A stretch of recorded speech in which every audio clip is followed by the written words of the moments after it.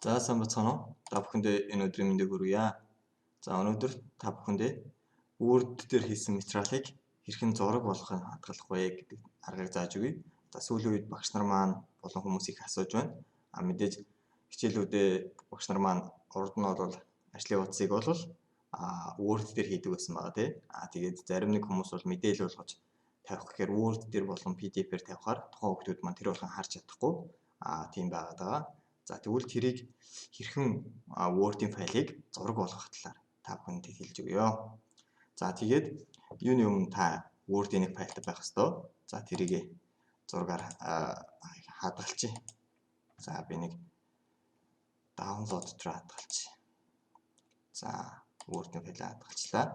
За тэгээд Word to JPG гэд хайх хэрэгтэй. За тэгмүүд Word to JPG convert гэдэг ингээ гараад ирнэ. За энэ дээр сонголоо. За тэгвэл энэ ерөөхдөө биднэрт ийм цонх харагдана. За тэгвэл upload file гэдэг энэ ногоон бутон дээр дараад хадгалсан файлаа энэ дээр оруулж ирнэ. За файлаа тавьдлаа.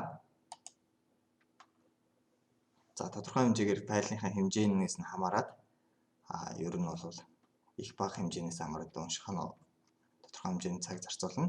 За тэгээд download гэж дарчна. За download-ингүүт олон хуудас байгаа учраас zip файлаар хадгалагдаж байна. Show folder. За ингээд төлөө энэ файлаа задлаад үзье. За тэгэнгүүт саяны файл маань 3 хуудасаас нь гурлаа зураг болоод хадгалагдаж байна. За энэ бол ер нь бол хамгийн тохиромжтой арга гэж та бүхэнд зөвлөх байна миний хувьд. За ингээд зураг болгоод хадгалчлаа. За та бүхэнд амжилт хүсье.